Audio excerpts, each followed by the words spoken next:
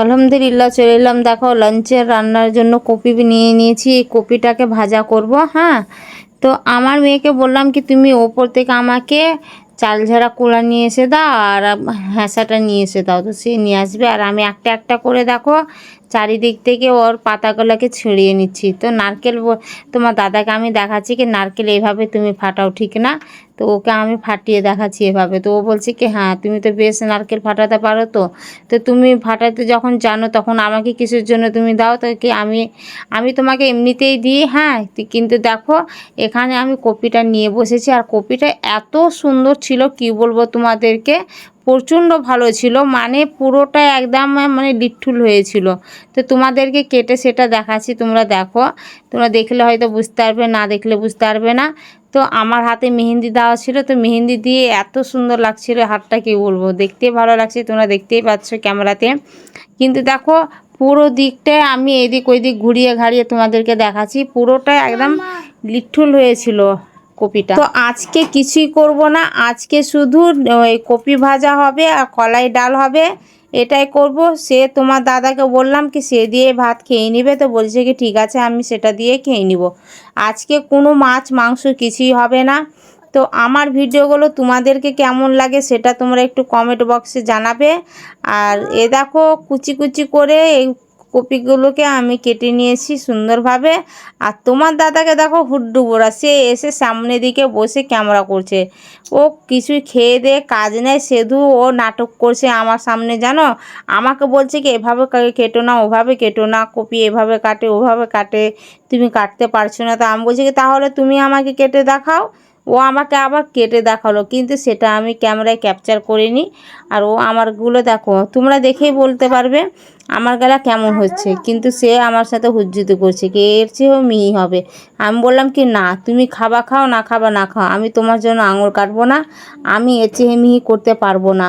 সে তুমি এরপর এবার দেখো এখান থেকে নিয়ে আমি বসে আছি, তোমাদেরকে কি বলবো, কাটতে কাটতে আমার হাত যদি কেটে যায় তো আমি বুঝতে পারবো না মেহেন্দির কারণে কি আমার হাত কেটে গেছে। কিন্তু কি করব, আমি এখানে বসে আছি, অনেকটাই সময় হয়ে গেছিলো। আমি বিড়ি বাঁধছিলাম, বিড়ি বেঁধে উঠলাম, উঠে দিয়ে আবার সমস্ত ঝাড়ঝাঁটা দিলাম, ঝাড়ঝাঁটা পর আমি কপিটা আগে মানে তৈরি করতে লেগেছি। মানে এগুলো কাটাকুটি হয়ে গেলে আমার রান্নাটা একটু সুবিধা হবে, সেটার জন্য আমি আগে কাটতে নিয়ে গেছি। আর ডালটা আমি প্রথমবেলায় মানে ওটা মানে সিঝিয়ে নিয়েছি, ওটা সিঝিয়ে কথাই থেকে গেছি, বাকি কথাগুলো আর বলা হলো না তোমাদের। শুভ বিকেল, বিকেলবেলায় দেখো চলে এলাম আবার তোমাদের কাছে। তোমাদেরকে সকালবেলায় বললাম কি এখানে আমার কাজ হবে। হ্যাঁ, এগুলো সব সরিয়ে নিব। তো তাই জন্য দেখো মিস্ত্রিকে নিয়ে চলে এসেছি সাথে, তো ওকে কাজে লাগিয়ে দিয়েছি। তো কি মিস্ত্রি এত লেট করলে হয়? সকালকার কাজ দেখো, এখন বিকেল 5টা বাজে সময়, আর সে সময় এখনই লেগেছে, তো এখন করছে। তো কবে ও কাজটা শেষ করবে? কতক্ষণ লাগবে? আধ ঘন্টা নয়, অনেকক্ষণ লাগবে। এতগুলো সবকে সরাতে হবে, তোমাকে